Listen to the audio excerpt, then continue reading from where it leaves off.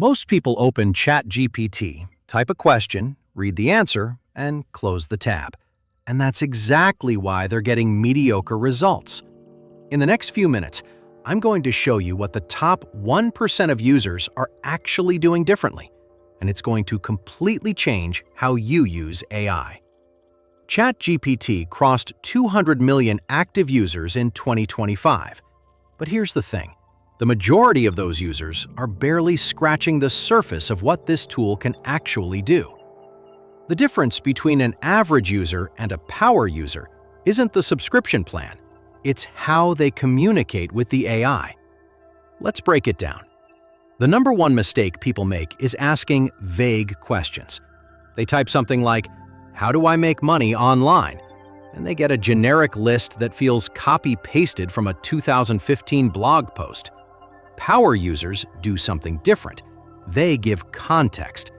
Instead, they write, "I have 10 hours a week, I'm good at writing, I have no upfront budget, and I want to make my first $500 online within 60 days. Give me a specific plan." That single change transforms the output from generic to genuinely useful.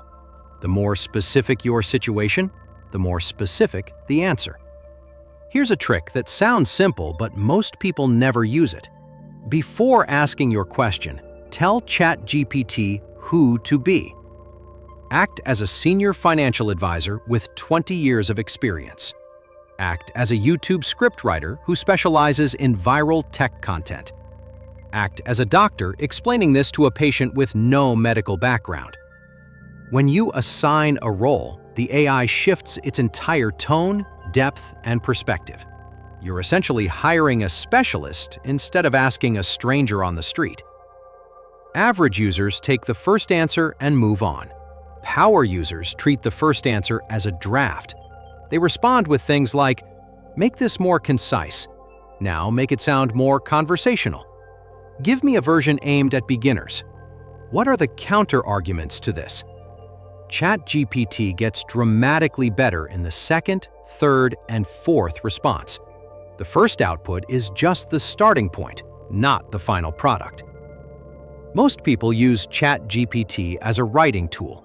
Smart people use it as a thinking partner. They paste in their business idea and ask, "What are the 10 biggest risks with this plan?" They paste in an email they received and ask, "What is this person actually asking for between the lines?" They describe a problem they're stuck on and ask, "What are 5 angles I haven't considered?" Using AI to pressure test your thinking is one of the most underrated things you can do, and almost nobody talks about it. The highest level ChatGPT users don't just have good prompts, they have saved systems. They've built a prompt for writing their emails, a prompt for summarizing research, a prompt for planning their week, a prompt for reviewing their own writing.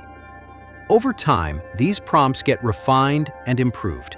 They've essentially built a personal AI assistant tuned exactly to how they work, and it gets more valuable every single month. Here's the truth.